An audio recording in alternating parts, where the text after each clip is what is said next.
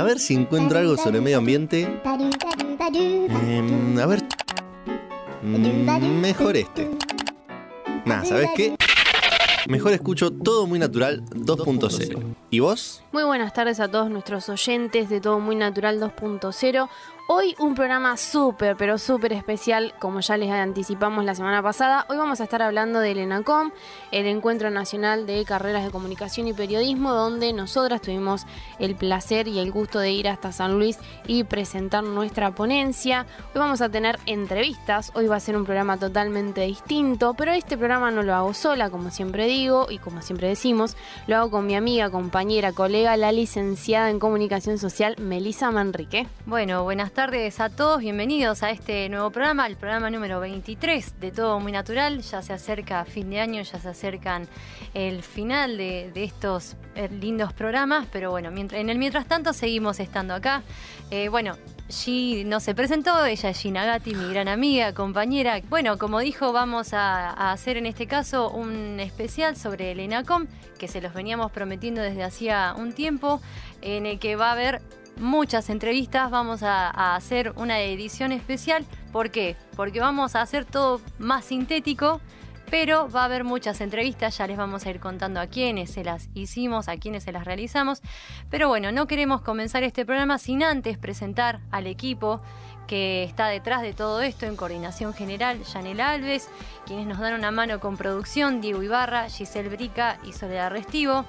Quienes nos dan una mano con la artística, en este caso Lea Bustamante, la China Yaquimet, Tommy Kessler, nuestro columnista estrella, el ingeniero Gabriel Blanco, y en este caso quien hace operación técnica, Catalina Beltramela.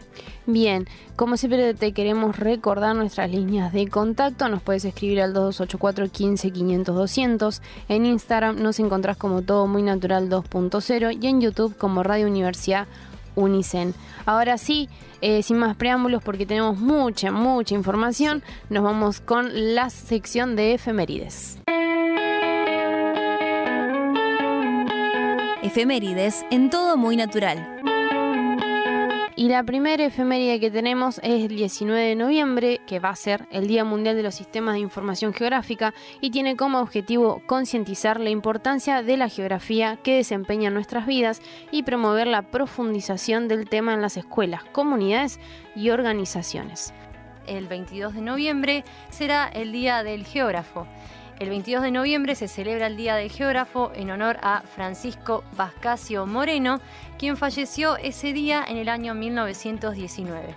Moreno fue un perito, geógrafo, naturalista y antropólogo, reconocido por explorar la Patagonia y proponer la creación de los parques nacionales. Ahora sí, nos vamos con las noticias locales, nacionales e internacionales. Las noticias más importantes en Todo Muy Natural. Bien, comenzamos con el cronograma de vacunación antirrábica canina y felina en cuanto a noticias locales. En este caso será del lunes 17 al viernes 21, es decir, toda esta semana. El lunes 17 estuvieron en Barrio Ahoma, en Coronel Barcala y Hornos, de 9 a 12 horas. Hoy estuvieron en Barrio La Moderna, en Escuela 48, de 9 a 12 horas. Mañana 19 estarán en Recalde, en la delegación municipal, de 9 a 12 horas. El jueves 20 estarán en Santa Luisa, en la delegación municipal también, de 9 a 12 horas. Y el viernes 21 estarán en Barrio Sarmiento, Riobamba, entre Rufino Fal y Estrada, de 9 a 12:30 horas. En caso de lluvia, se suspende y se reprogramará el puesto. Bien, ahora nos vamos al quirófano móvil. El lunes 17 estuvieron en Barrio Ahoma, Sociedad de Fomento, Carlos Bon Bernard, entre General Paz y Coronel Suárez.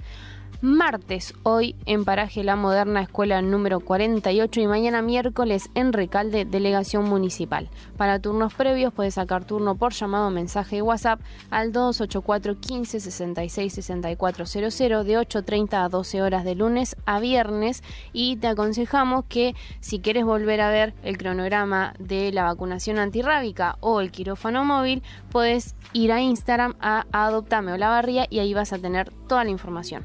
Bien, y la última noticia local, también súper cortita, se dictará un taller de huerta agroecológica y soberanía alimentaria. Será en la huerta del Bioparque La Máxima, en memoria de Quita Gorbán, educadora popular y defensora de la justicia ambiental. Será mañana, miércoles 19 de noviembre, a las 18 horas. Se entregarán plantines de regalo. Y ahora continuamos con las noticias nacionales. Ahora nos vamos a Econews, mapa de arsénico en Argentina. El Instituto Tecnológico de Buenos Aires relanzó la herramienta que monitorea la presencia de arsénico en el agua de diversas regiones del país. En el nuevo mapa se observa que al menos 16 municipios bonaerenses tienen niveles de arsénico en el agua por encima de los límites legales. Entre los municipios afectados podemos encontrar Escobar, General Rodríguez, Chivilcoy y Cañuelas. Sin embargo, hay zonas del país donde no hay información porque el mapa de arsénico se crea en base a las muestras que envía la ciudadanía. Para aportar, se debe rellenar un formulario en el sitio web de Mapa Arsénico Argentina y luego enviar muestras de agua al lugar donde indican. Bien, continuando con las noticias nacionales, tomamos esta noticia desde Econews. Denuncian un Chernobyl en Salta, contaminación, animales muertos y comunidades desplazadas. Hace más de 2 años que la empresa lo abandonó. El pozo Lomas de Olmedo, ubicado en gran parte del Gran Chaco en Salta, sigue emanando líquidos y gases contaminantes sin control, según denuncian pobladores de la zona. El pozo fue perforado en 1983 por la empresa YPF, en ese momento estatal, y luego fue concesionado a distintas empresas. La última en explotarlo fue Presidente Petroleum, sociedad anónima, que hace más de 2 años lo abandonó y se retiró. Desde el gobierno provincial dijeron que mientras se respete la zona de exclusión que está siendo cercada, son 800 metros, no hay amenazas para la vida de las personas ni los animales. Pero las denuncias informan que ya han muerto más de 350 animales en la zona, desde vacas y caballos hasta fauna silvestre. Somos nosotros los que sufrimos las consecuencias, contaba uno de los productores, que reclaman acciones urgentes mientras el bosque se sigue contaminando. Bien, ahora nos vamos a noticias internacionales. Esta la tomamos de la plataforma de Econews. La ballena franca del Atlántico Norte se recupera. La última estimación poblacional de la ballena franca del Atlántico Norte, una especie en peligro crítico de extinción, reveló un aumento lento pero sostenido durante los últimos 4 años. Los expertos manifestaron un cauteloso optimismo. Hasta la fecha no han detectado muertes y se han registrado menos lesiones que años anteriores. En cuanto a la reproducción, se celebraron 11 nacimientos de ballenatos en 2025, de los cuales 4 fueron de madres primerizas.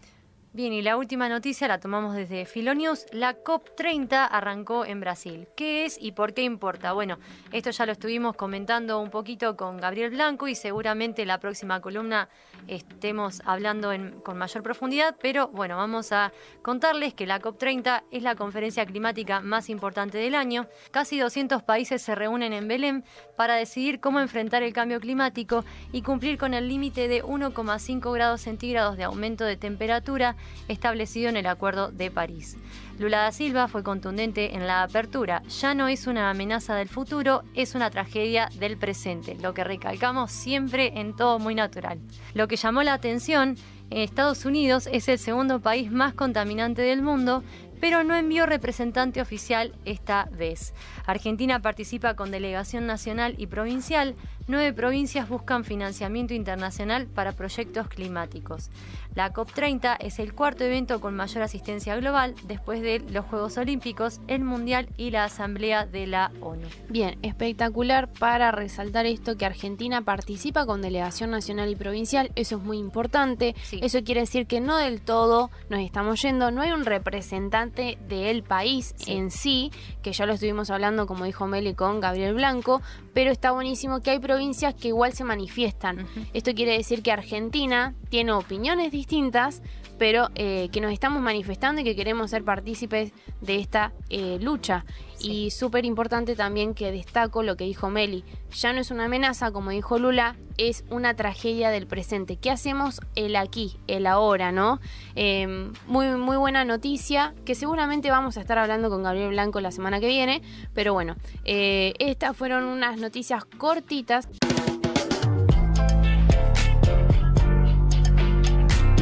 Entrevistas en Todo Muy Natural. Bien, volvimos a Todo Muy Natural 2.0 y en este caso vamos a comenzar con este especial del ENACOM que tenemos preparado y que tanto nos entusiasma mostrarles. En este caso vamos a tener 3 entrevistas de una periodista que brindó una ponencia en este Encuentro Nacional de Comunicadores. Por otro lado, entrevistamos a 2 profesores y periodistas ambientales que trabajan en la Facultad de Ciencias Humanas de San Luis. Y por último, entrevistamos a un estudiante en comunicación social que pensaba presentar una ponencia en el ENACOM, pero por distintas cuestiones no pudo, pero no quisimos quedarnos con las ganas de mostrarles un poquito de qué se trata. Así es.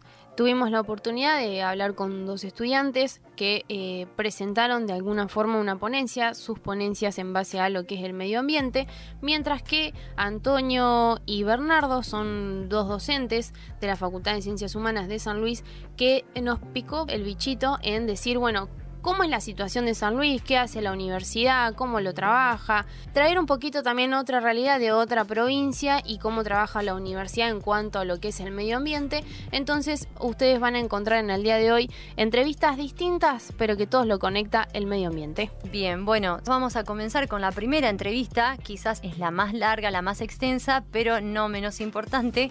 Vamos a presentar a Antonio Mangione. Él es coordinador del programa interinstitucional socioambiental de la UNSAL, que es la Universidad de San Luis, y Bernardo Figueroa Garro, él es docente de la Facultad de Ciencias Humanas de la ciudad de San Luis. Así que sin más preámbulos, escuchamos esta linda entrevista que les realizamos. Y bueno, muchas gracias por la invitación, celebro el proyecto que están llevando adelante.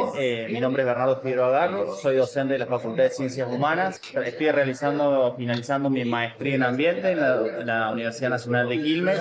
Estoy trabajando sobre el estudio de caso de una problemática ambiental, la problemática es de 2023, el caso Vulpiani. Estoy tratando de que quede un documento único para la historia de los movimientos socioambientales y un estudio de flexibilización de la normativa ambiental en la provincia de San Luis. También formo parte del PITSA, representando la Facultad de Ciencias Humanas. Mi nombre es Antonio Mangione, soy coordinador del PITSA, soy docente de la Facultad de Química, Bioquímica y Farmacia, soy biólogo. Ahora me investigo en cuestiones más vinculadas a comunicación pública de la ciencia y biodiversidad. Desde hace unos años coordino el PITSA, que es un programa socioambiental transdisciplinario en la universidad, dependiente del rectorado, que tiene un consejo con representantes de las 8 facultades, de la Escuela Normal Juan Pascual Pringle, el preuniversitario, y el rectorado. En realidad, como es un programa rectoral o de la universidad y tiene integración de todas las unidades administrativas y académicas, no se centraliza en una facultad, sino que atiende. El primer objetivo del programa es articular acciones vinculadas a lo socioambiental que ya se llevaban adelante en la universidad. Cada vez que aparece alguna demanda, por ejemplo, la municipalidad nos pide un estudio acerca de si se pueden usar halcones o no para controlar poblaciones de palomas. Le llega a la Facultad de Química, la Facultad de Química llama al PITSA y el PITSA junta el equipo entre los idóneos y expertos y se conforma el equipo que trabaja en la redacción del informe. La particularidad que tiene el PITSA es que nosotros pensamos que en todas las instancias que sean posibles nosotros tenemos que ampliar la base de participación. Entonces, cuando nos llega un pedido como ese, hacemos una convocatoria abierta. Y si, por ejemplo, viene un vecino que dice, yo una vez viví en San Rafael y conozco, porque como vecino conozco qué pasaba con los halcones, venía a la comisión. Pero claro, no es lo único que nos llega o que atendemos. Tenemos como primer objetivo la articulación, la otra son los 4 ejes en los que trabajamos, que son el asesoramiento y el acompañamiento a personas o comunidades que atraviesan problemáticas de conflictos ambientales. De ahí se deriva, por ejemplo, el trabajo de Bernardo, que tiene que ver con un reclamo de una asamblea por un espacio, ¿no?, para que no se construyera un shopping. y nosotros asesoramos a esa asamblea. Entonces está el asesoramiento y el acompañamiento, ahora está la parte de relevamiento de datos, eso mudó a una cartografía de problemática y conflictos socioambientales. La otra dimensión es la formación y la capacitación en temáticas ambientales y socioambientales, y la última es la ambientalización del currículum, la última porque también es la última en que se está como implementando de a poco. Así que bueno, no trabajamos por facultades, trabajamos a modo de programa institucional. El año pasado le presentamos al rector saliente, ahora estamos trabajando con el entrante, un programa de acción socioambiental para la universidad donde les proponemos trabajar como la planificación territorial de la universidad. ¿Dónde se edifica? ¿Dónde no se edifica? Si tenemos pasto, digamos, ¿por qué tenemos pasto? ¿Por qué en el semiárido tenemos pasto verde? Hay que plantearse eso. ¿Cuánta agua gastamos ahí? ¿Cómo es el acceso al agua? Nosotros nos quejamos o asesoramos a gente que se queja porque no tiene acceso a agua. Y nosotros tenemos acceso a agua o la tengo que pagar. Si la tengo que pagar, algo anda mal.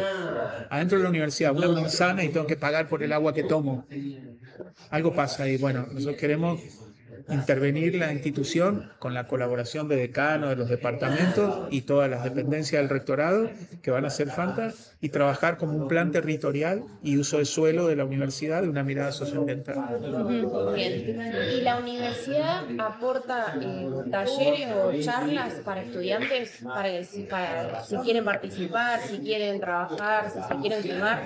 No tenemos charlas para estudiantes, pero hemos hecho conversatorios, jornadas. Está todo abierto. ¿A la comunidad o a todo el para la mundo? gente de la facultad? Todo el mundo. El programa está abierto a todo el mundo. Cuando el Pizza asesoró a la asamblea por el Vulpiani, bueno, el Vulpiani, más allá que no es porque sea mi tesis nada más, pero es un caso paradigmático en la provincia porque se intentó realizar un shopping en Juana Coslay. Juana Coslay en los 90 fue denominada la Ciudad Verde en San Luis. Era como un escape de esta pequeña urbe que estaba creciendo a pasos agigantados y sin una planificación, ¿no? Por una falta de una normativa de ordenamiento territorial. En Juana Coslay ya hay un mini shopping, no un shopping como en Buenos Aires, ¿no? ¿Qué sería la Joaquina? Un mall. Que en este contexto socioeconómico, obviamente, con locales que cierran, o sea, no hacía falta en Juana Coslay un shopping center, ¿sí? Entonces, desde el discurso del exgobernador se justifica la necesidad de un lugar de encuentro en Juana Coslay en el último pulmón verde de San Luis. Obviamente, ambientalmente, ecológicamente, no es el último pulmón verde, pero bueno, fue el eslogan de lucha. Como para comenzar. Exactamente, que uno también tiene que utilizar las estrategias que utilizan los poderosos, estrategias discursivas para poner esto. Bueno, es interesante porque después la asamblea por el Vulpiani participa en el Pizza como adherente. Claro. ¿Sí? Entonces, esta relación y esta retroalimentación entre el Pizza, universidad y la comunidad que reclama, denuncia y además participa en el Pizza, bueno, fue fundamental y es fundamental para sostener.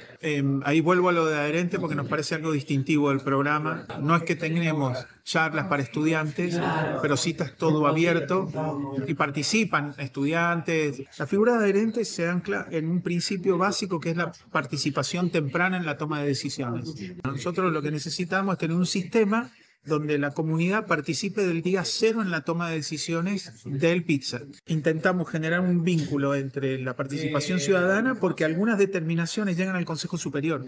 Si 3 asambleístas adherentes dicen que hay que cambiar el reglamento del Pizza y nosotros en el Consejo lo tratamos y decimos sí a un artículo, tiene que ir al Consejo Superior la modificación. Y eso es intervenir en la política de una institución. Bueno, hay que sostenerlo.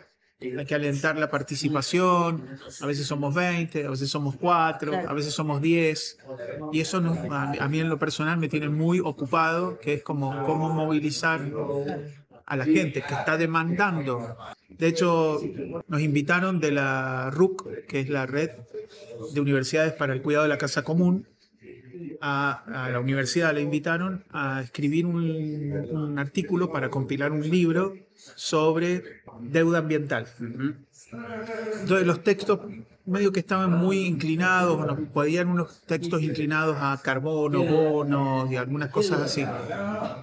Nosotros lo que le planteamos al editor es, nosotros le podemos hacer el acceso a la información y la participación ciudadana como deuda ambiental. A los tipos les encantó y lo que presentamos fue toda la historia de la cuestión de los adherentes.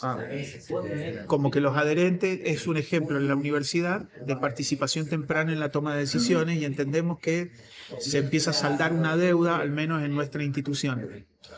Y otra cosa que hicimos, pero no nos permitieron, es que nosotros no queríamos mandar el artículo sin autores, porque son todos los adherentes. Digamos, es algo que apreciamos mucho. Yo quiero hacerles algo más, una pregunta más personal. ¿Qué fue lo que los motivó a tener este tipo de luchas, si quiere, con el medio ambiente o a empezar a estudiar sobre el medio ambiente? Yo estudié periodismo en la Universidad Nacional de San Luis y desde el primer año me interesó mucho el periodismo ambiental. Yo entendía la comunicación ambiental, pero digo, ¿qué pasa con el periodismo ambiental? Bueno, en ese momento me tocó hacer una entrevista a Darío Aranda, que escribe en Página 12 y además no sé si es profe todavía en la Universidad de San Martín, pero bueno, Darío Aranda con gran trayectoria, lo tomé como referente y me interesó. Dije, acá en la provincia de San Luis no se está abordando la problemática ambiental desde el periodismo, entonces me interesó trabajar en esa línea de investigación, esa fue mi tesis de grado. Antes que se cree el Pizza, yo particularmente comencé un camino movilizándome para ver qué pasaba en materia ambiental en la Universidad Nacional de San Luis. Paralelamente, Mangione con Antonio, con mucha trayectoria en el campo de la ecología, también estaba haciendo su camino y obviamente me imagino que mucho más interiorizado sobre los estudios que se estaban realizando en ese momento. Entonces, bueno, a partir de ese momento me llega la invitación a participar del Pizza. En realidad a los representantes de la facultad los elige la decana. Y los nombra el directivo. Y los nombra el directivo. Y después los nombra el superior como consejo. Bueno, a partir de eso comencé a realizar mis estudios de posgrado en materia ambiental, muy interesado también por la situación en la provincia de San Luis,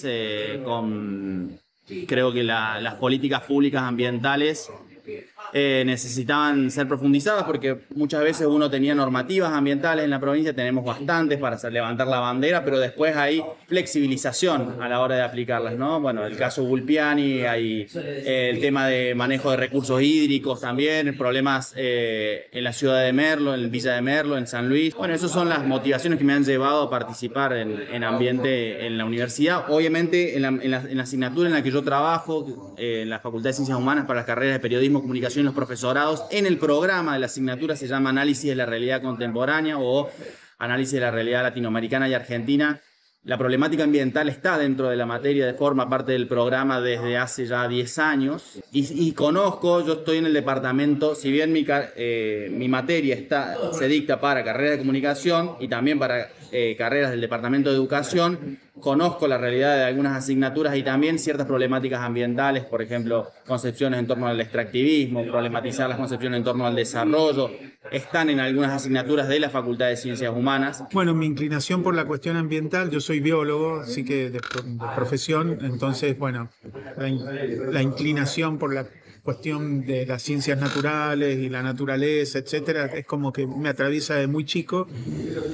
Y luego ya en las preocupaciones vinculadas más a lo ambiental, han estado muy de la mano también de las investigaciones que hemos hecho, porque como investigamos cuestiones vinculadas a ecología de mamíferos, o inclusive asociadas a algunas patologías o enfermedades, como Chagas, muy temprano, ahí en mi carrera académica como estudiante, a mí me fueron llevando a tener como un acercamiento y una comprensión. El acercamiento a lo ambiental no se puede hacer sin cierto desarrollo de sensibilidad, ¿no? Después he dictado cursos como Ecología de Poblaciones, vamos con estudiante a campo, entonces, bueno, mi preocupación por lo ambiental es grande y lleva años. Y últimamente soy profesor hace unos años de manejo y conservación se llama de recursos naturales. Y bueno, desde ahí yo he podido expandir un poco en términos teóricos y prácticos la cuestión ambiental, ya una dimensión más del manejo, la gestión, la política, y bueno, se puede poner en juego en el aula y es una cuestión muy satisfactoria. Ese es como yo llego a la parte ambiental, a involucrarme ahí. Y ahora yéndonos más a la provincia por ahí, ¿cómo son hoy las políticas ambientales en San Luis? ¿Cómo se va llevando el gobierno acá en San Luis en cuanto al ambiente, el cuidado y demás? Si vos ves el digesto ambiental de la normativa en San Luis, es muy bueno. Tiene una normativa que obviamente reglamenta bosques nativos. Está desactualizada, ahora se está actualizando los bosques nativos. Tiene normativa sobre uso de suelo, sobre explotación minera sin químicos. Fumigaciones. Tiene de todo, edificación, urbanización. No es una provincia que tenga ley de planificación territorial. Hay solo 4 o 5 provincias en Argentina que lo tienen. La Rioja, Neuquén, Buenos Aires. Pero tiene, bueno, zonificación en las municipalidades que no funciona bien, pero tiene un corpus legal muy bueno. Tiene un problema serio en el control, él lo dijo, fiscalización. No se da abasto. Eso desde el corpus legal. Y después, yo si tuviera que nombrar 3 problemas propios de la provincia, es incendios, acceso a agua y el negocio inmobiliario, el uso del suelo. Pero el uso del suelo, para mí, ya se me ha convertido en una obsesión. En San Luis hay reclamos de hasta 3-4 propietarios por una misma propiedad. Urbanización por encima de los 1000 metros y al mismo tiempo está creciendo la frontera urbana por encima de los 1000 metros en el macizo serrano central. En área de reserva hay un uso suntuoso del agua en la zona turística. Es decir, no puede ser que un complejo de cabaña, una pileta. Es una locura.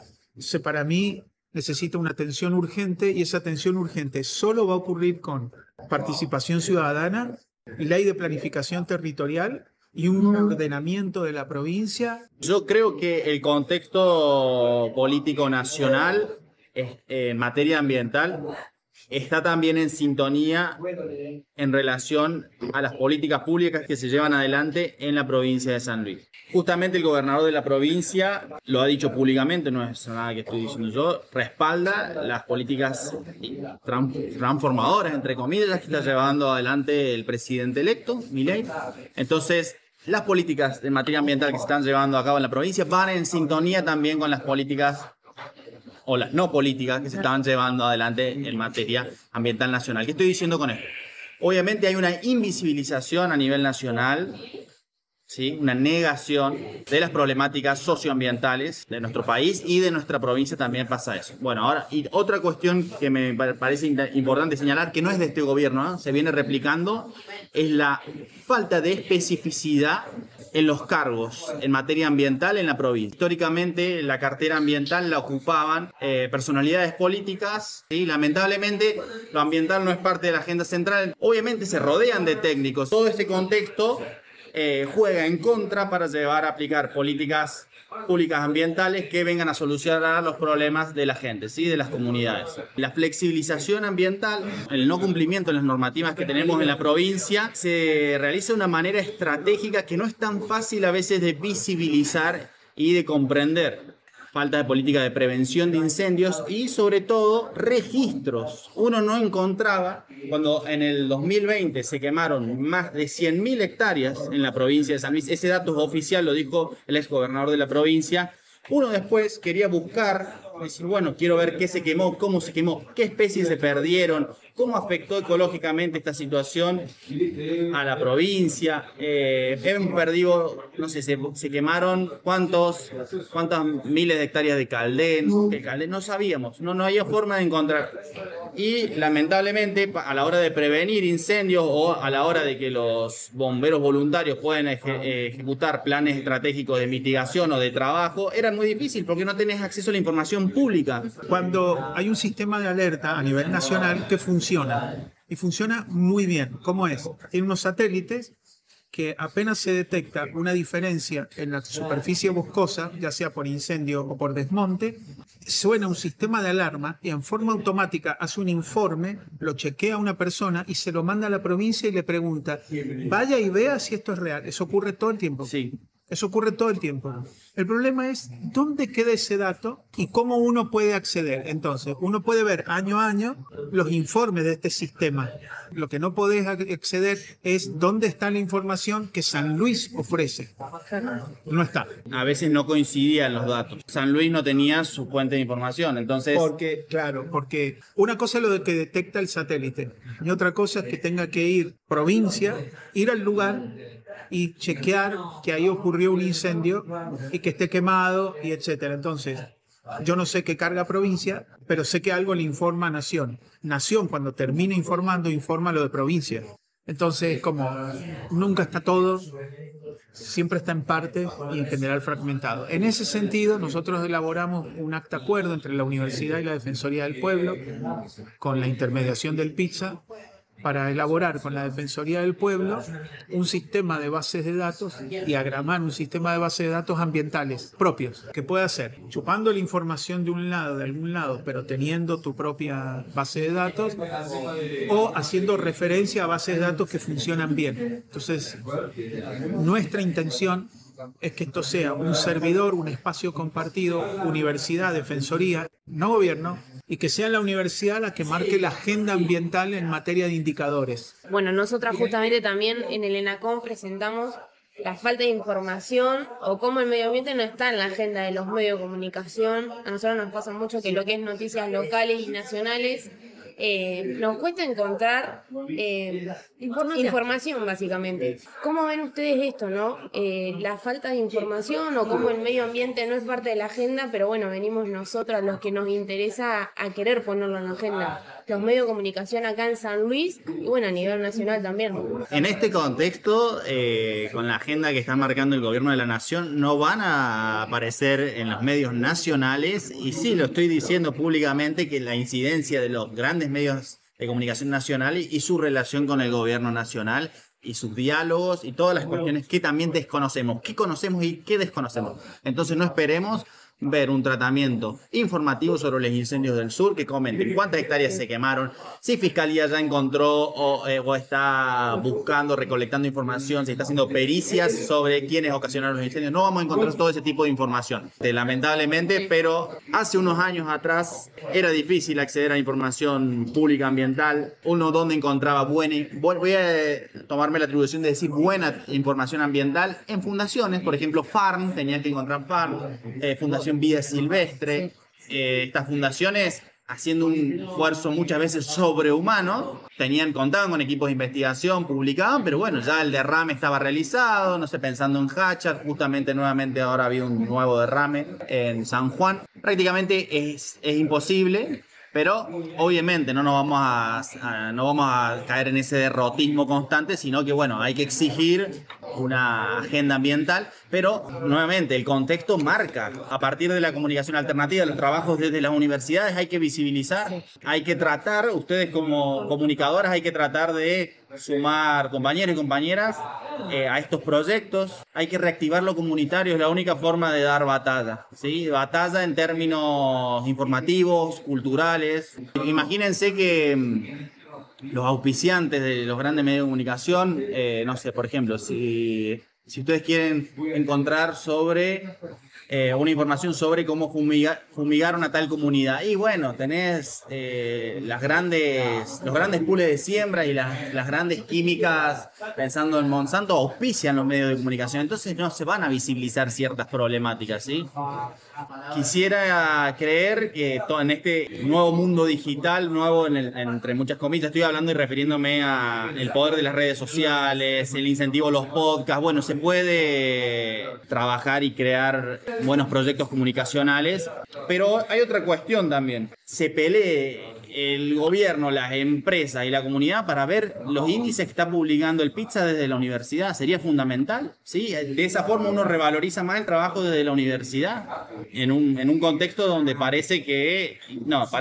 es necesario visibilizar lo que está haciendo la universidad. Justamente para mí el PITSA y la tarea que está llevando Antonio, y estamos llevando en general, pero bueno, él es el coordinador y tiene un gran empuje, es llevar la universidad a la comunidad. ¿Sí? La universidad no puede seguir la problemática ambiental no puede seguir dando vuelta a los boxes y los pasillos, tiene que salir a la comunidad e involucrar a los vecinos y vecinas, y por eso también la herramienta y la posibilidad de la participación del adherente es fundamental.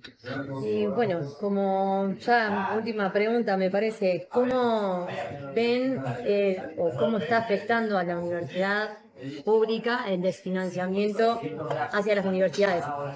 Nosotros como universidad estamos con un presupuesto. En 2025 se armó más o menos con los fondos promedios recibidos entre enero y diciembre del 2024. Con eso ingresan fondos a la universidad en 2025, pero como no hay presupuesto nacional, nosotros tampoco tenemos un presupuesto, lo que tenemos es un presupuesto reconducido.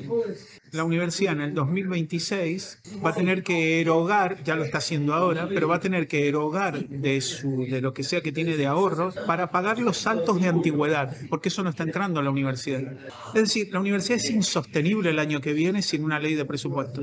Nosotros empezamos el 2023, el 2024, con una universidad que solo intentaba garantizar que hubiese clase y que se pudiera pagar la luz. Todo lo demás estaba en un estado de latencia. El ejercicio que tienen las universidades, sobre todo las universidades relativamente bien administradas, como es esta, yo entiendo que esta es una universidad bastante bien administrada, ha permitido que algunas universidades transiten con muchísimas dificultades, pero sin cerrar. Se ha hecho todo para no cerrar la universidad.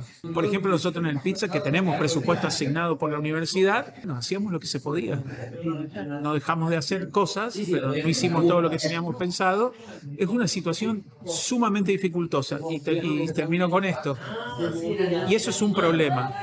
Y el otro problema es que existe un vaciamiento paulatino, ya sea porque tenés que tener 3, 4 empleos. Por último, nosotras siempre pedimos una reflexión en cuanto a lo que hablamos, algún mensaje que quieran dejarle a nuestros oyentes. Y bueno, y antes que nada agradecerles por esta charla, la verdad espectacular todo lo que han hablado y básicamente un mensaje muy grande a lo que nosotras también tratamos de dar. Es un contexto en el que nuevamente hay que trabajar y hay que reactivar la vida comunitaria. No se me ocurren mejores palabras, perdón, para esto, pero hay que agruparse y trabajar en conjunto. Creo que estar solo, con ideas, maquinando, pensando, no nos sirve y a ellos los beneficia. Así que, bueno. Quiero hacer la comparación para hacer mi reflexión. Yo alguna vez tuve la oportunidad de vivir en un país en donde nunca tuvo más sentido la frase de la canción de Pink Floyd, confortablemente adormecido. Yo como nunca empiezo a ver esa misma sensación, tengo esa misma sensación acá en Argentina, una suerte de entrega y conformismo a una forma de vivir casi entre autocomplaciente y sin conflictos. Entonces, si yo tuviera que cerrar con alguna reflexión, cada vez que se pueda, donde se pueda, hay que generar tensión y provocar el conflicto. Es lo único que ha movido de la modorra a naciones y pueblos enteros. Las disidencias, las resistencias, las luchas, los reclamos, que no obedecen ni a cuestiones científicas ni a racionales. Obedecen a construcciones o apropiaciones socioculturales y vivencias. Y en ese sentido, ni siquiera merecen ser juzgados desde una racionalidad para mí. Merecen otro tipo de atención. Y como merecen ese otro tipo de atención, me parece que quienes luchan y reclaman tienen que profundizar esa tensión y conflicto. Si nosotros cambiáramos ya, hoy, la forma en la que estamos, en este caso, tratando al ambiente, podríamos tardar 100, 200 años, no te digo en tener lo anterior, en poder empezar a visorar una nueva forma de convivencia con lo ambiental. Y en ese sentido digo que tiene que ser cada día como un presente muy intenso de lucha y conflicto. Bien, así pasaba la entrevista de Antonio y Bernardo. Estamos muy contentas de haberlos entrevistado. Tenemos que admitir también que la entrevista duró media hora, pero estuvimos una hora más hablando entre nosotros, debatiendo, porque son temas muy importantes y está lindo también encontrarse con gente que milita y lo trabaja y valora también nuestro trabajo. Nos han felicitado mucho por lo que hacemos en este programa y nosotros a ellos también por toda la coordinación que hacen con el programa Pizza. Ahora sí, nos vamos a escuchar un poco más de música, pero no te vayas de la FM 90.1 porque hay mucho más.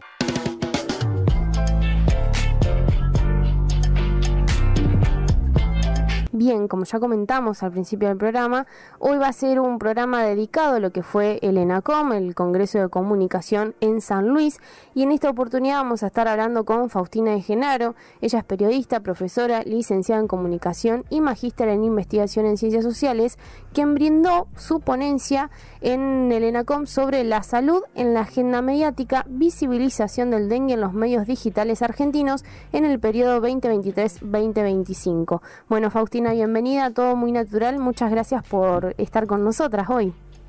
Bueno, muchas gracias a ustedes por la invitación, un gusto saludarlas y formar parte del programa. Bueno, hola Faustina, ¿cómo estás? Bueno, como para comenzar con esta pequeña nota, queríamos consultarte si nos podrías hacer un resumen más o menos de tu ponencia, de tu charla, de qué se trató. Bien, sí, les cuento. Este trabajo en realidad comenzó hace varios años ya. Nosotras con un equipo de investigación de la Universidad de El Salvador trabajamos sobre representaciones mediáticas en diarios digitales que estén vinculadas con temas de salud.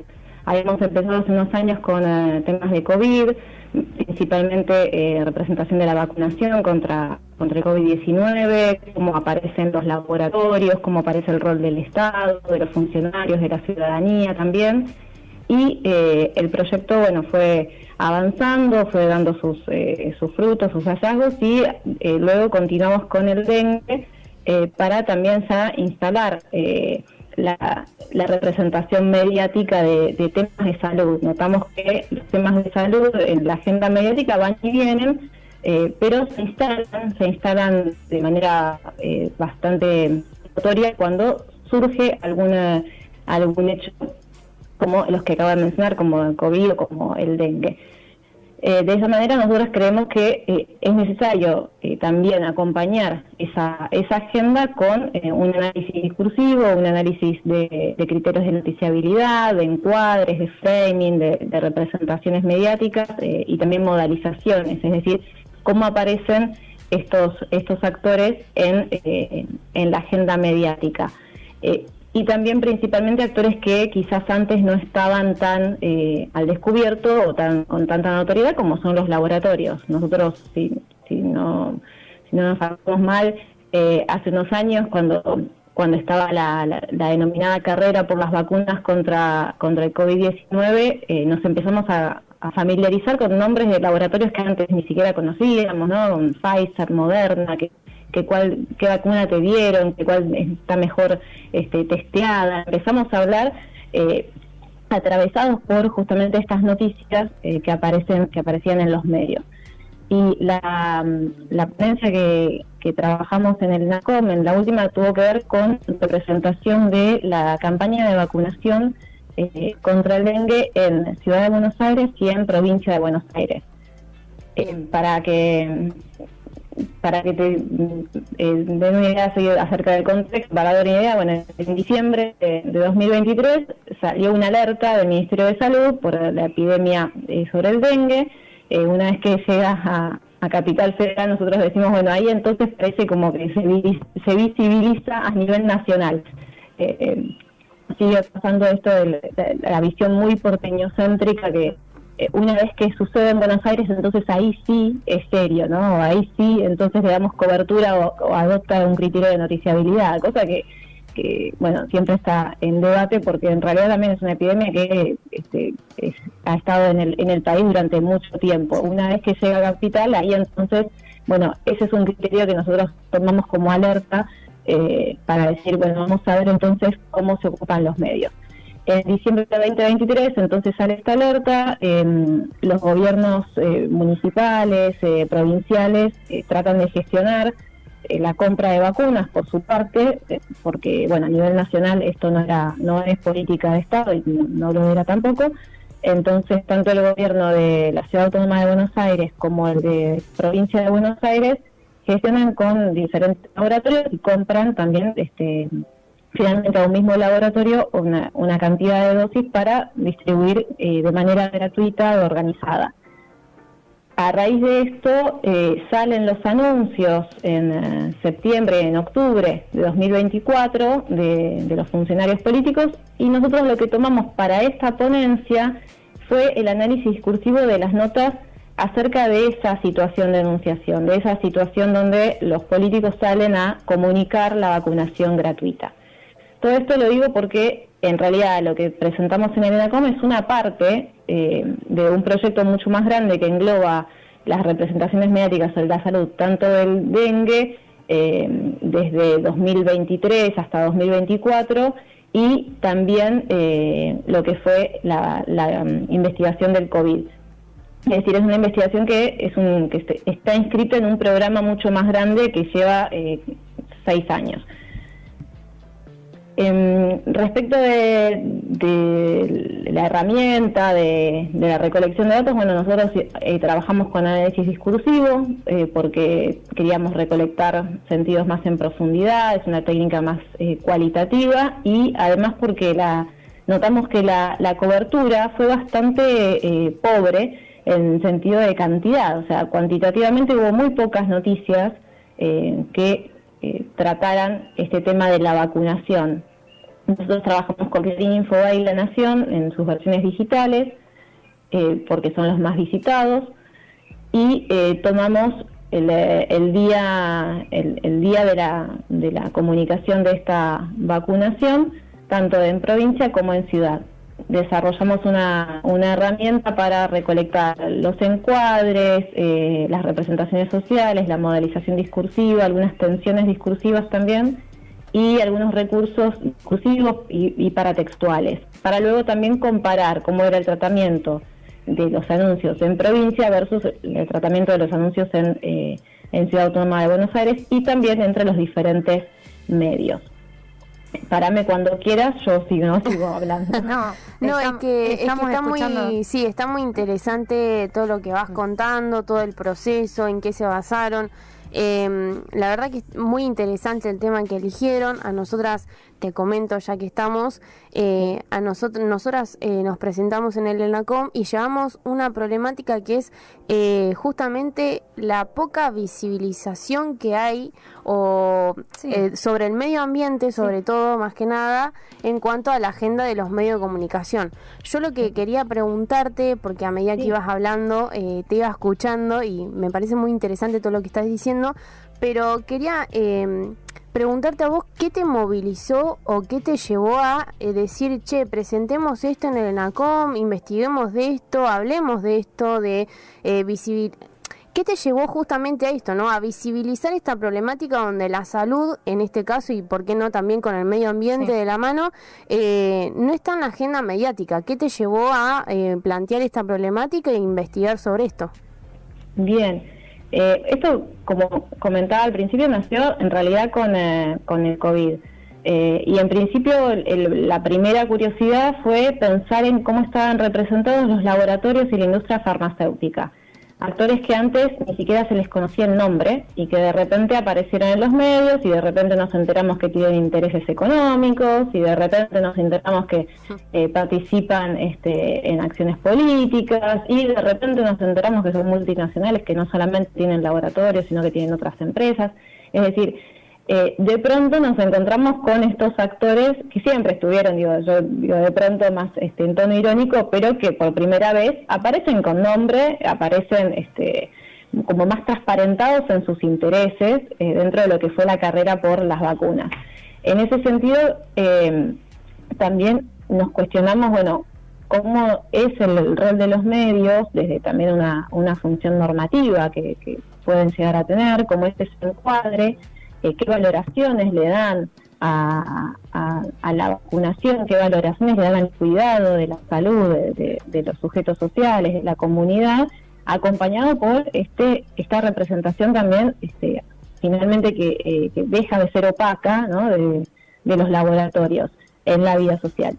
Y luego cuando aparece con más notoriedad la epidemia del dengue en los medios, otra vez nos salta la alerta y también nuestra pregunta iba muy relacionada con la de ustedes. Y bueno, ¿y por qué ahora? Entonces, eso fue lo primero que nos llamó la atención en cuanto al dengue. Y vimos que había también como una especie de arrastre, ¿no?, de envión de lo que había sido toda la campaña de vacunación del COVID. Entonces, a nivel político, a nivel mediático, había una especie de entrenamiento de, bueno, ya hablamos con un poco más de conocimiento, ya sabemos más o menos cómo trabajan los laboratorios, cómo hacen los testeos, que si está aprobada, que si no está aprobada, en cuántos, qué porcentaje de efectividad tiene. Ya había una práctica previa. Y en ese sentido es que nos preguntamos justamente, bueno, cómo aparecen también nuevamente los diferentes estados con mayúsculas, ¿no? en ese rol de cuidado de la población, que también tiene que ver, principalmente cuando hablamos de dengue, de cuidado del medio ambiente.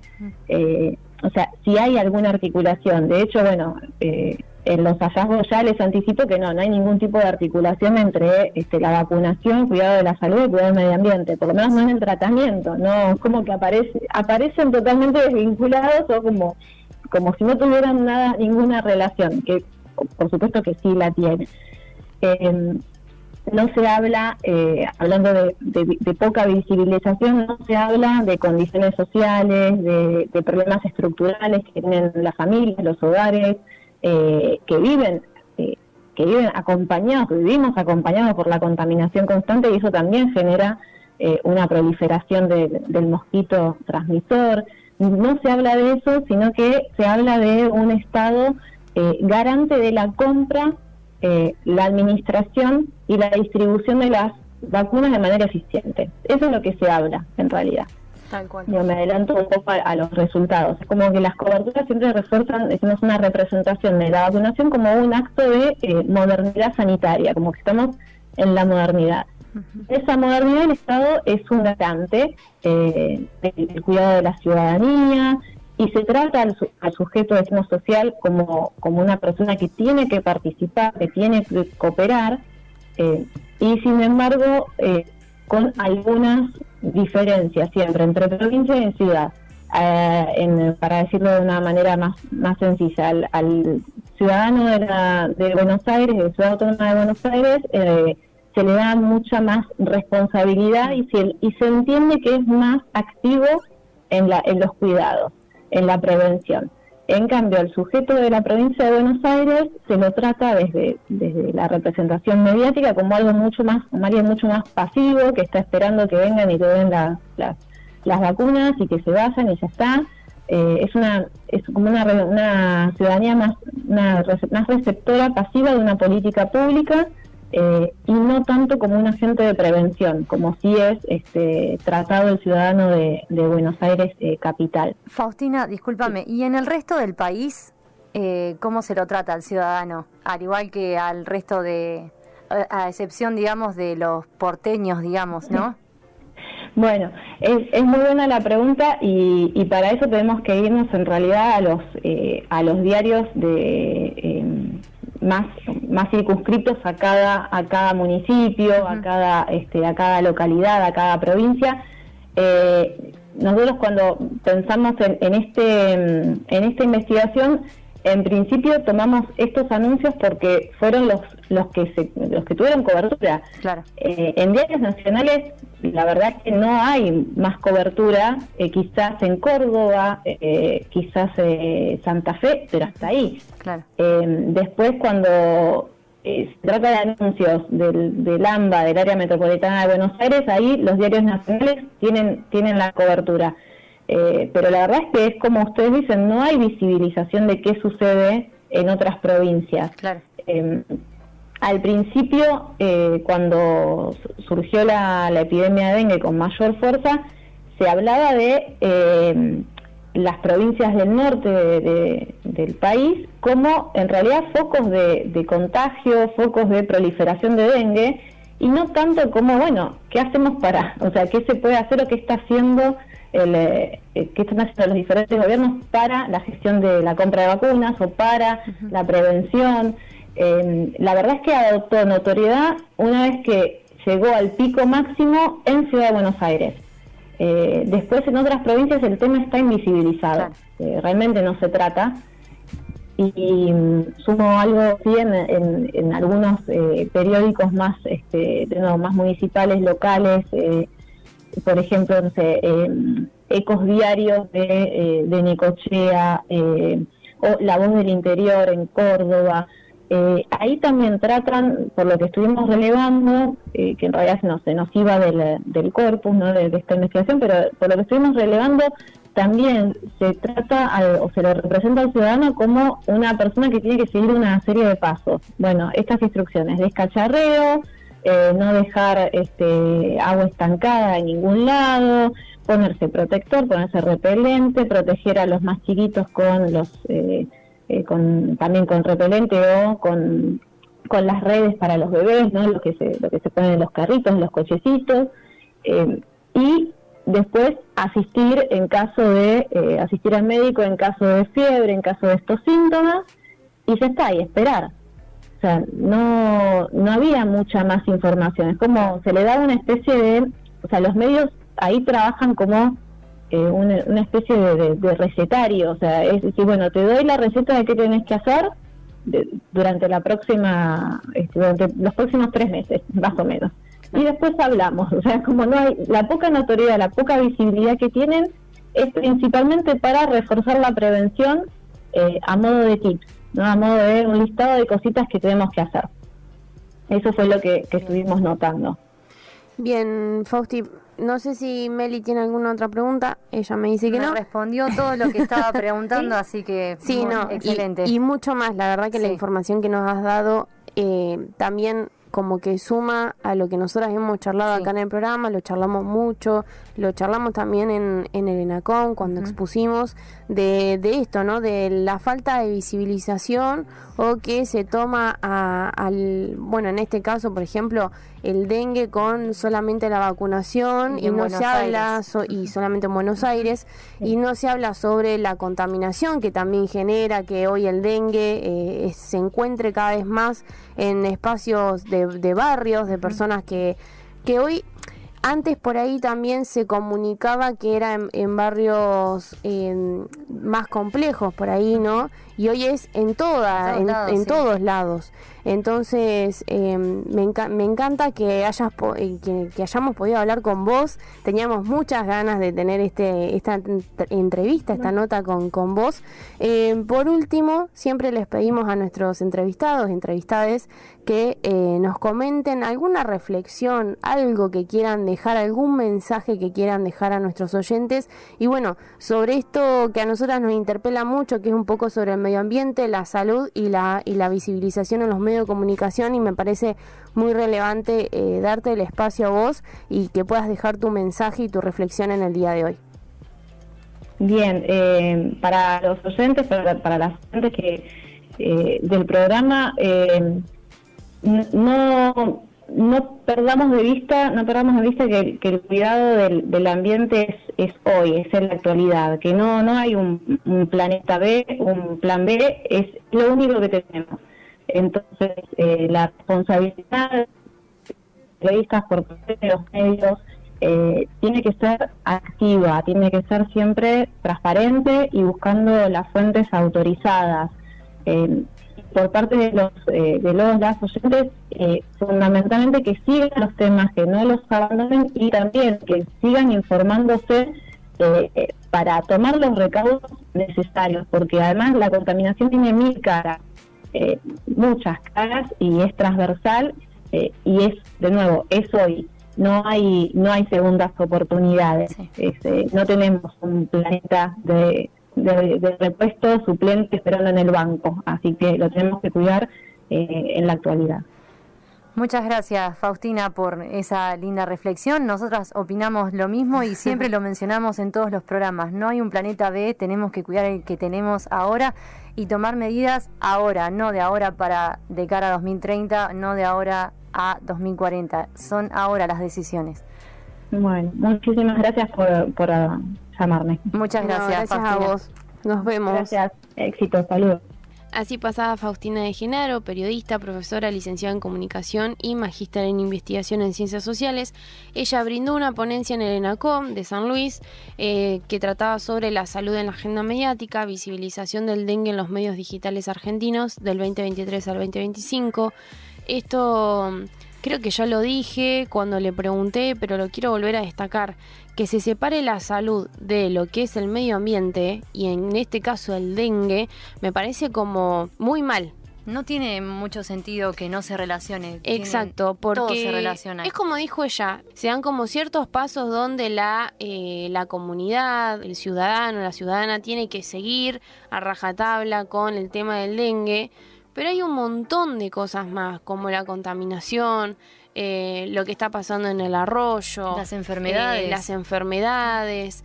No es solamente la vacunación, hay un montón de cosas que conforman esta situación de el dengue, de cómo lo vimos en el verano pasado, porque todos dijimos, los mosquitos vienen mutantes, el OF no me sirve porque ya no los mata, se han vuelto más resistentes al OF, entonces, ¿qué puedo hacer? Y bueno, pero ¿por qué nos llegamos a donde estamos? Bueno, porque hay todo un detrás de contaminación, de falta de salud pública, de carencia de información, perdón amiga, mucha carencia de información, y en este caso esta investigación que realizó Faustina es todo lo que nosotros necesitamos para poder informarnos de manera correcta, y es lo que no carecemos de información, carecemos de difusión de información, porque estas cosas no llegan a todos lados. Es como dijo ella, se centra en el ciudadano porteño de Buenos Aires y no a lo largo del país. Claro. Cuando llega la alerta ahí es como, ay, estamos todos en alerta, no. Pero cuando llega a Buenos Aires, ahí todos los medios de comunicación prenden y difunden y hablan sobre este tema, invitan a gente a entrevistar. No, el tema es hacerlo ya desde ahora, con gente especializada sobre este tema, para hablarlo, para comentarlo, no llegar a que el foco ya esté en rojo para que vos lo tengas que hablar y dialogar y trabajar. Sí. No es así, pero lamentablemente pasa. Y algo también que quiero destacar de esta entrevista con Faustina es, fíjate en qué medios te vas a informar. Sí. Siempre son los mismos. Hay algunos donde carece información, hay otros donde no sabes si son reales, pero siempre caemos en los mismos. Como nosotros siempre decimos, Econews, 26 Planeta, Infobae, siempre son los mismos medios de comunicación a donde nosotros vamos a buscar esa información. ¿Por qué? Porque sabemos que son veraces, hay una fuente de información muy importante y real, y que hablan sobre esos temas de los que nadie o muy pocos quieren hablar. Ella mencionó Infobae y La Nación, y de Infobae es de donde nosotras también obtenemos información sobre medio ambiente. Es uno de los pocos medios después de Filonews en donde conseguimos información, como dijo G, verídica y actual. Exacto. Porque en otros medios aparecen noticias de... quizás hay alguna que otra noticia a las perdidas, digamos, pero Infobae es uno de los pocos que tiene información muy actual, y siempre con gente especializada, siempre toman testimonios de gente especializada en el tema, entonces eso es mucho mejor. Este es uno de los temas de uno de los, no podríamos decir tantos, porque eso también lo evaluamos con Meli, muy pocas ponencias hablaban sobre medio ambiente y la visibilización en los medios de comunicación o en los medios digitales, pero hemos tenido la suerte de convocar a mucha gente para hablar sobre este tema, así que yo, si fuera vos, no me voy.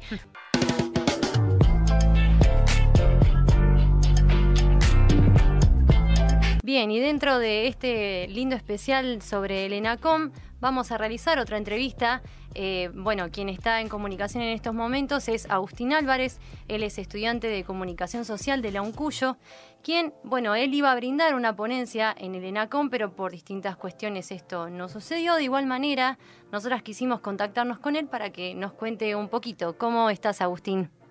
Hola Gina, ¿qué tal? Muy buenos días. Bien, re emocionado.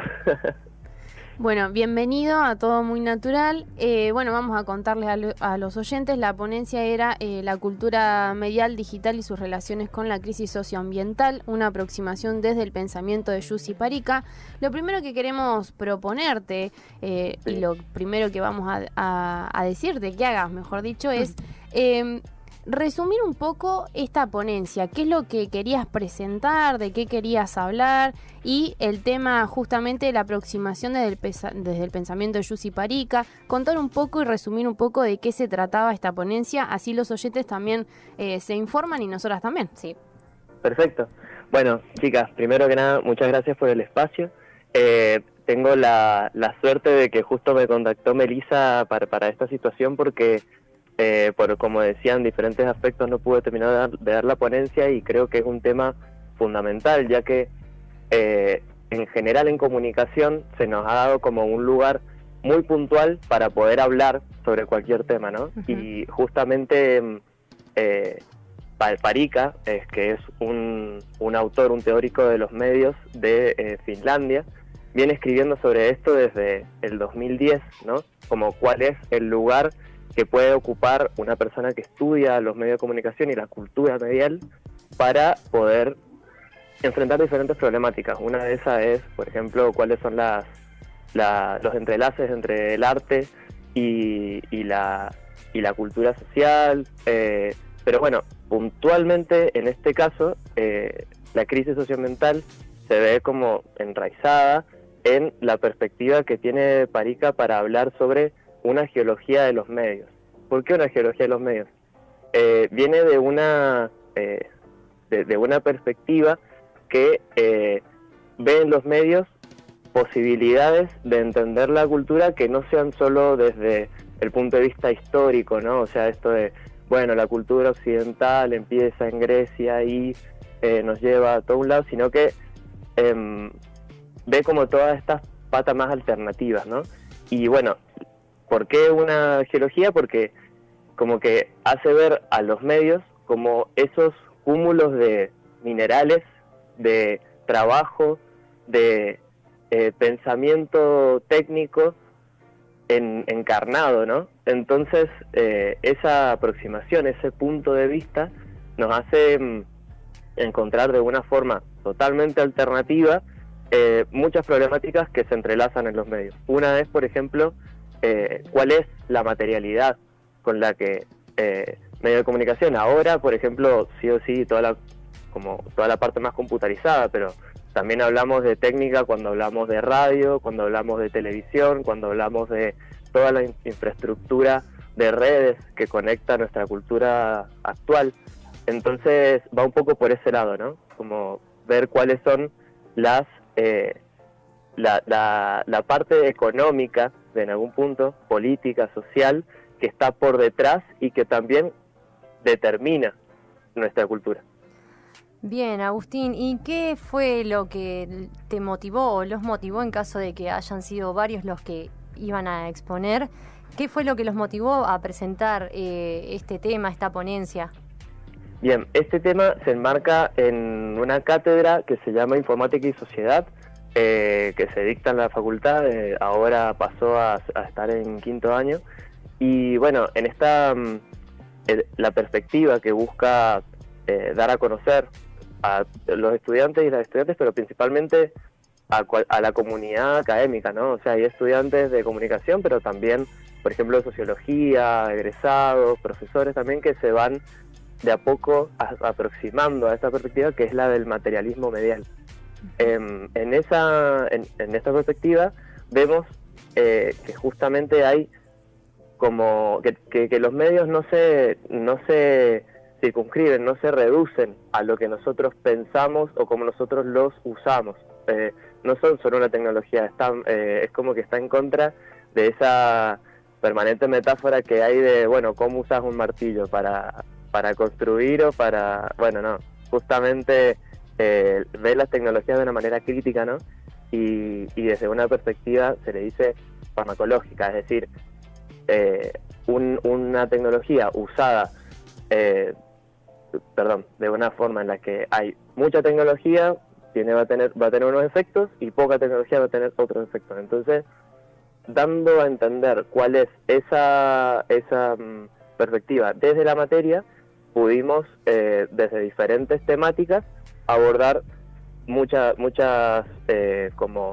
aspectos de este materialismo medial. En mi caso, yo usé un texto que es para introducir la perspectiva, que es el de Jussi Parikka, el de una geología de los medios, pero tenemos en la materia varias personas y varias temáticas que fueron abordadas. En sí, incluso el profe Ariel Benazayac, que es el profe titular, y Amalia López fueron quienes introdujeron cuál es la metodología que se ocupa desde la propia carrera para usar el arte como una forma de pensar de manera alternativa, ¿no? Entonces, bueno, se marca un poco en ese lugar y fue un poco, es un grupo de aproximadamente 10 personas la que fue al ENACOM a presentar sus diferentes proyectos, pero en el caso del mío, de la crisis socioambiental, no hubo otra persona acompañándome. Aunque sí, Ariel y Amalia son mi director y codirectora de la tesis. Bien, Agustín, yo quería preguntarte qué fue lo que te motivó, a vos en lo personal, en lo interior, presentar este tema, ¿no? Trabajarlo, ver la cultura media digital y las relaciones con el medio ambiente. Nosotras, por ejemplo, acá en este programa hablamos sobre la poca comunicación o la poca llegada a la comunidad en cuanto a la crisis climática, a las diferentes situaciones que están pasando, ya sea en lo político, en las leyes, en los diferentes trabajos que hay en diferentes provincias. ¿Qué te motivó a vos en lo personal a hablar sobre esto? Bien, en lo personal desde el 2019 que me encuentro alternando militancias, ¿no?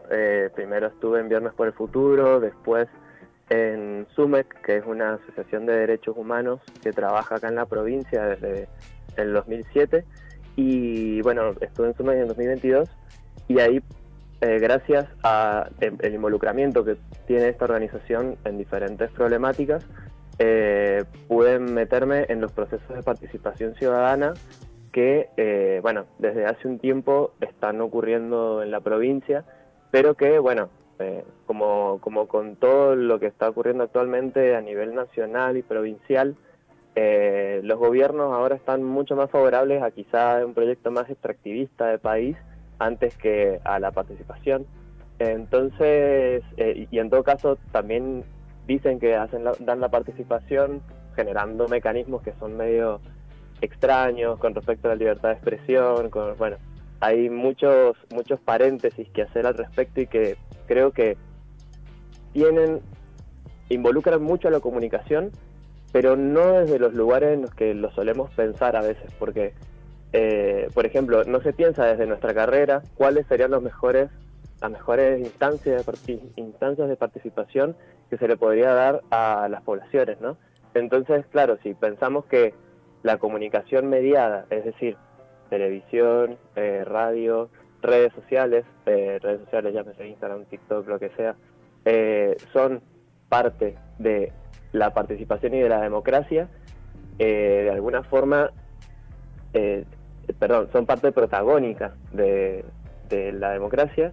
De alguna forma, ahí, bueno, vemos en esos procesos de participación ciudadana que no son como el único lugar. Entonces, a mí me motivó mucho encontrar un espacio desde el que hablar, ¿no? Porque en comunicación también nos ocurre que, por lo menos en mi carrera, ahí en la Facu, que estamos al lado de sociología, al lado de ciencias políticas, al lado de trabajo social, y hay como un hacer, ¿no? Un hacer de investigar que es muy diferente al nuestro, ¿no? O sea, al nuestro que está más ligado quizás al periodismo, quizás al tratar los contenidos semióticos, y no el ir a la cancha con respecto a estos temas y ponerse ahí a hacer entrevistas, resúmenes. Entonces, claro, lo que necesitaba de alguna forma era encontrar ese lugar desde el que hablar, y bueno, el materialismo medial me generó como esa tranquilidad de ver que hay una visión que se viene haciendo desde hace tiempo y que incluso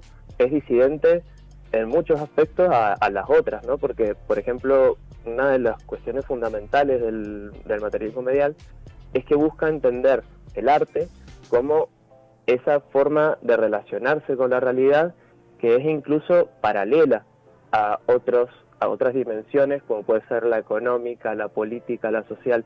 Entonces, cuando ves desde ese lugar manifestaciones que entienden el mundo actual, bueno, ya hay otro lugar desde el que hablar, ¿no?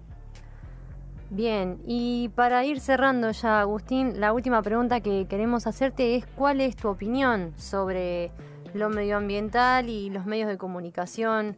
Bueno, todo esto que te comentaba allí acerca de la carencia quizás de este tipo de información en los medios. Bueno, me tocas muy personalmente porque vengo de, de ver todo el proceso que está ocurriendo en Mendoza con la habilitación y la declaración de impacto ambiental que se está haciendo sobre el proyecto San Jorge, que fue el mismo que motivó las protestas en el 2011, que dieron nulo como la aprobación social sobre ese proyecto y que en el 2019 volvieron a surgir. Es un contexto demasiado diferente ¿no? Post pandemia, a full con solo en redes, y ahí ya tengo mi presencia en la cuestión pública, cuando en realidad lo que pasa hay que ir a verlo en la calle.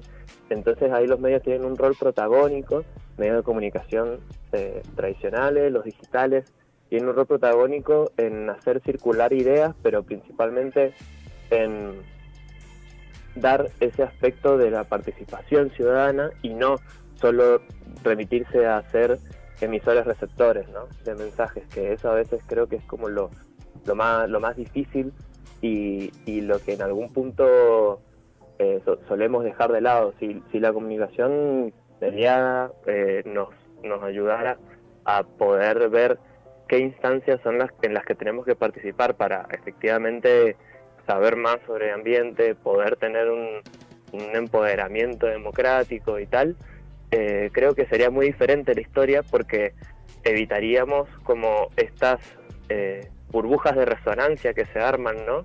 En torno a cómo opino sobre qué, cuándo, y si tengo a toda una tropa atrás mío para defenderme o no.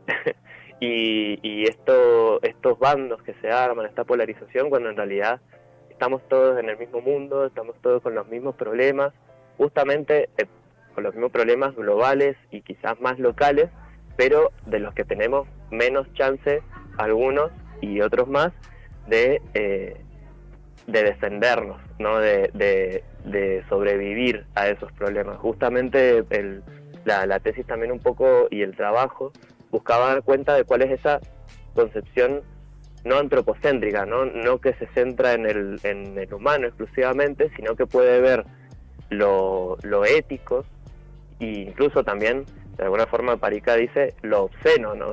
O sea, como esto de cómo se explota en vivo y en directo, visiblemente, y la cultura se basa en eso, ¿no? O sea, lo ambiental está enraigado y totalmente entrelazado con lo tecnológico, y pareciera que esa fuera la única forma de relacionarse, ya sea si es para soluciones sobre el cambio climático o si para justamente tener a partir de una explotación minera mi celular. Entonces, bueno, hay mucha tela para cortar, pero creo que lo más importante es encontrar un lugar y desde ahí animarnos a por un lado decir lo que pensamos, pero por el otro también animarnos a escuchar desde ese lugar, ¿no? Bueno, me encantó.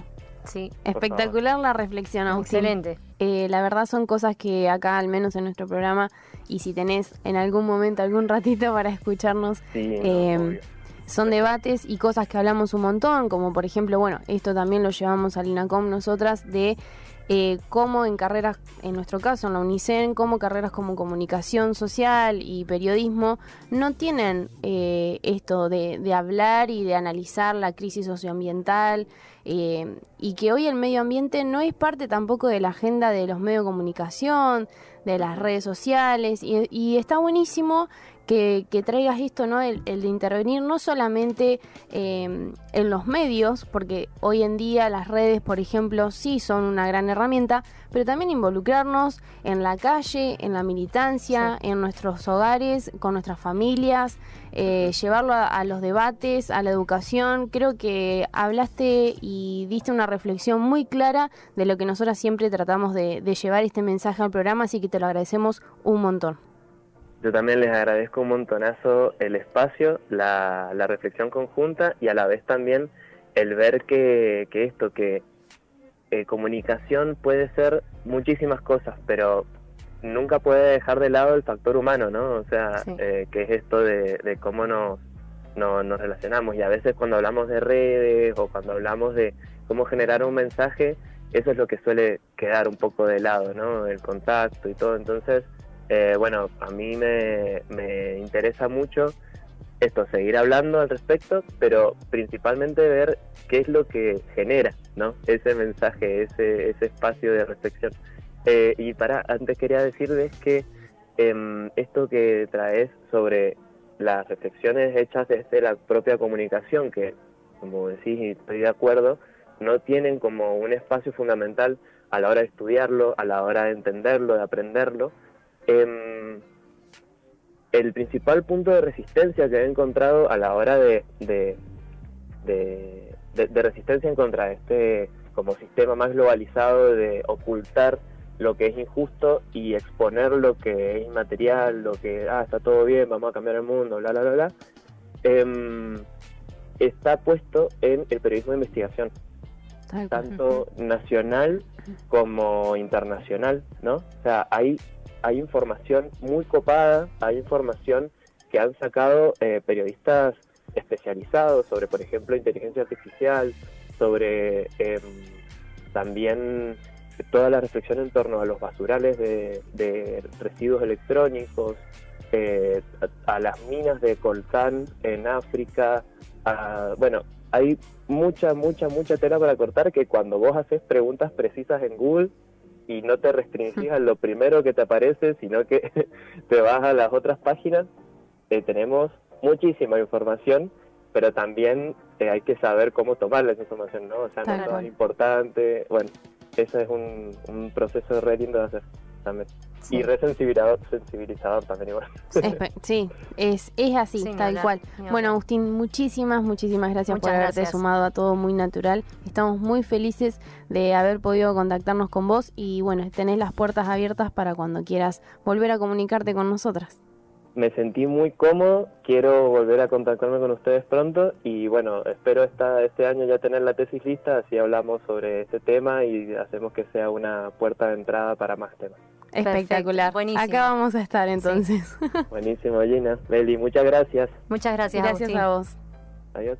De esta manera hablábamos con Agustín Álvarez Vega. Él es estudiante de Comunicación Social de la UNCUYO, quien iba a brindar una ponencia en el ENACOM sobre la cultura medial digital y sus relaciones con la crisis socioambiental, una aproximación desde el pensamiento de Jussi Parica. La verdad, muy linda entrevista. Yo desde lo personal no tengo nada más que aportar, porque se dijo todo en la entrevista, muy completa, hermosa la opinión y bueno, la verdad, nada, me dejó sin palabras. Sí, la verdad espectacular la tesis de Agustín, muy interesante. Justamente son temas que venimos hablando a lo largo del programa, sí, en las 2 temporadas, y está muy bueno que de a poco haya gente que se vaya buscando estos espacios y estos lugares para seguir hablando sobre este tema.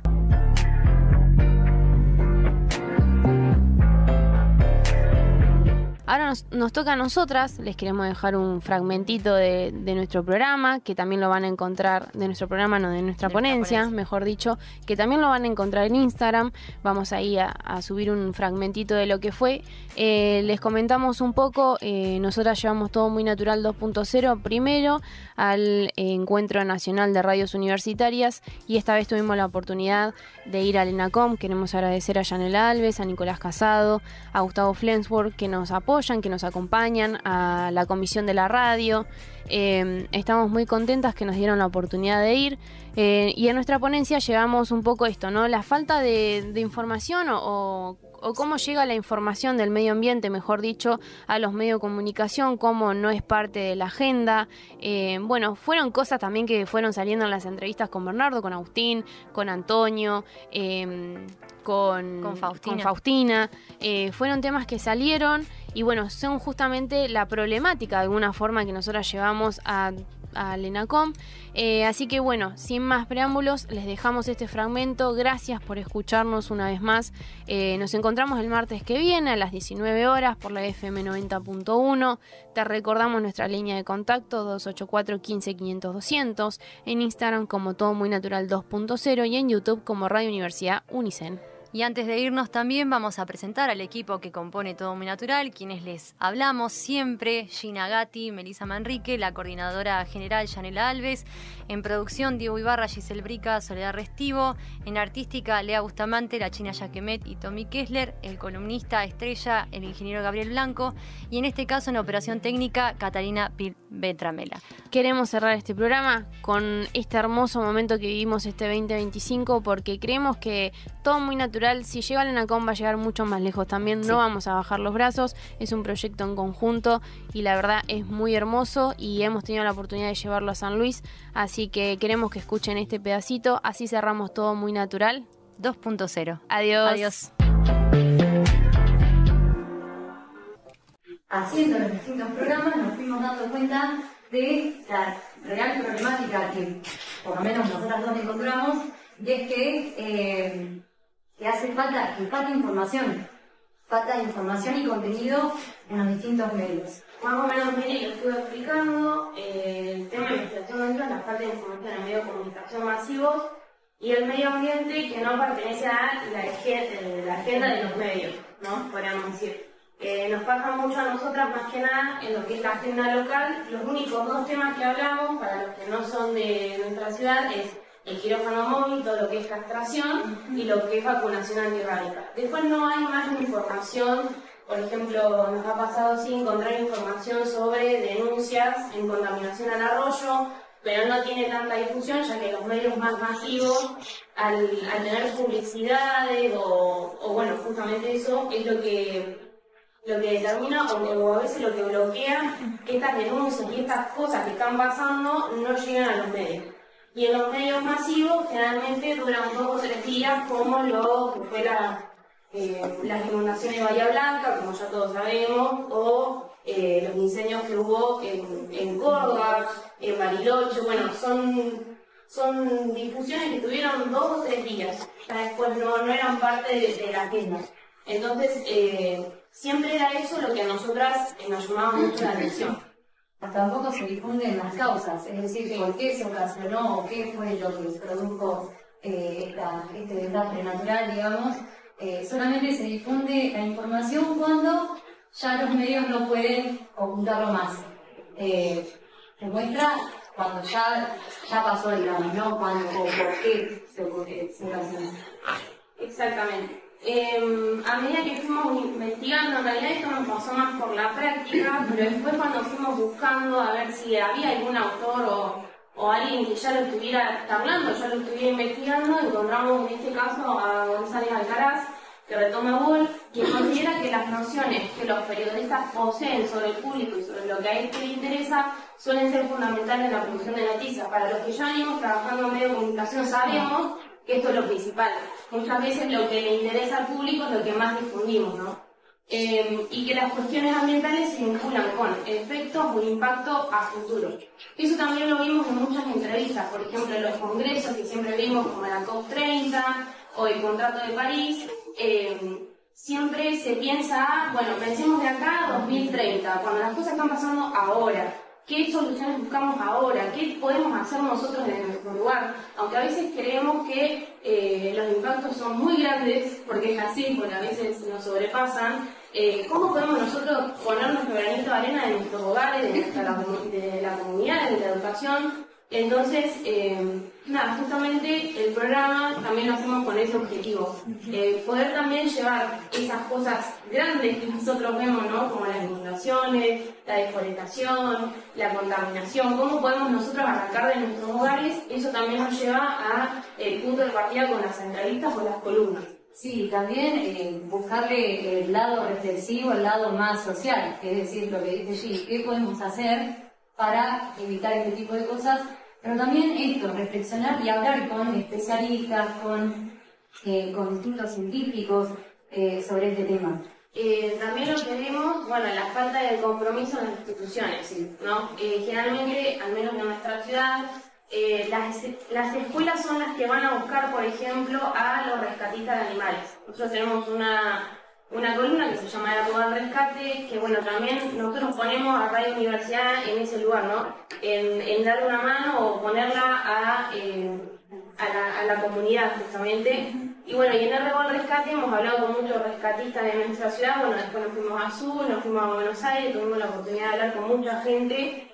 Y falta eso también, el compromiso de las instituciones, por ejemplo, de la educación. Hace muy poquito vimos una noticia de que en Chile, si no me equivoco, en Chile me parece, comenzaban a dar un proyecto sobre que el medio ambiente y el cuidado animal sea parte de una materia, Colombia, que sea parte ya de una materia, que sea parte de la educación desde el primario, secundario y a nivel terciario también. Entonces, eso también hace falta estos espacios y tenerlos, está muy bueno aprovecharlo. Entonces, Radio Universidad creo que también ayuda a eso, a poder expandir de estos temas, hablar de estos temas que otros medios por ahí no quieren o no pueden, porque eso también por pauta publicitaria, por lo comercial, muchas veces no se tocan estos temas. Entonces, bueno, en este contexto donde la universidad también ha sido desfinanciada, donde también las políticas ambientales son muy desfinanciadas por el gobierno que está de turno, nos pareció muy interesante también engancharlo, sí, mejor dicho, unir las causas que es la universidad pública, la educación pública, y con ello el medio ambiente, que es nuestro lugar, nuestro espacio. Y bueno, en este contexto, para nosotros los periodistas y comunicadores, que queríamos terminar con esto, no somos solo actores claves en los procesos de producción de noticias, sino que también son actores relevantes en la construcción de nuestra realidad.